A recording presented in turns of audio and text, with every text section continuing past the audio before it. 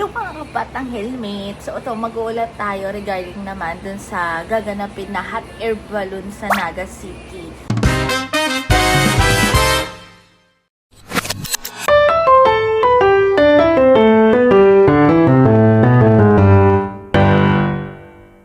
Maraming mga big stars na invited, maraming mga dadalo, pero eto nga yung statement ni Mayor Leni hinggil naman dyan sa activity na yan. Update ta lamang po ma-update ta po ang publiko. Ta pinaka-primero ni Radyo Man Ed ini pong Isarog International Hot Air Balloon and Music Festival 2026. Kadakol interesado tabi mayor kaning aktibidad pong ini. Aram ta po baga dyan na sa Pacol Sports Complex igwanin ongoing na trabaho yata na ginigibuan city. And then mapapano yan posible nin mga taho ngunyan pong tulong aldaw ning event. Ansaro pang kapot ang tabi mayor, totoo po na igwanin mga darakulang artista, entertainers na maabot, and gusto ko lang na konfirma ron ta naglalawas ini, hindi ako lang kung totoo man agad.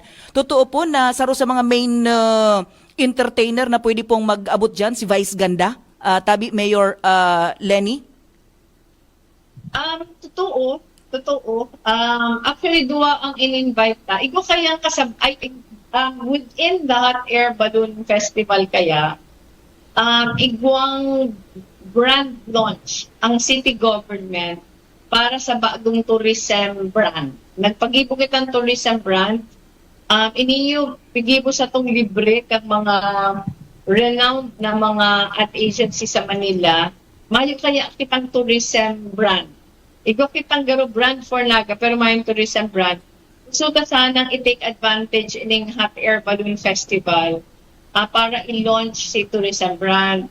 So, duwa man lang si Inapudanta na nag-yes tulos. Si Inapudanta, si Vice Ganda, saka si River Maya. Mm-hmm. Ang River Maya, may tickets na, digdi. Pero si Vice Ganda, inaayos na lang si flight schedule niya. Kasi kaikuhan pa siyang mag-showtime. Kaikuhan pa siya mag-showtime sa May 1. So, pigaayos na pa na ang flight niya right after showtime. Pero sarong apod lang, okay tulos, gratis at amore. Mm-hmm. Kaya magpapasalamat kita na insigida. Sana madagos. Ngunyan kaya naghahanap kami, pinahanap mi kayang flight ko niyan, malalate na sa event. So, naghahanap pa kaming ibang alternative. So, si Vice, mayo pa siyang ticket. Kaipuhan mi pang aragluhon. Pero si River Maya, sigurado na taiguana. Kada silang tickets, maabot sinda via Bicol International Airport sa May 1 na.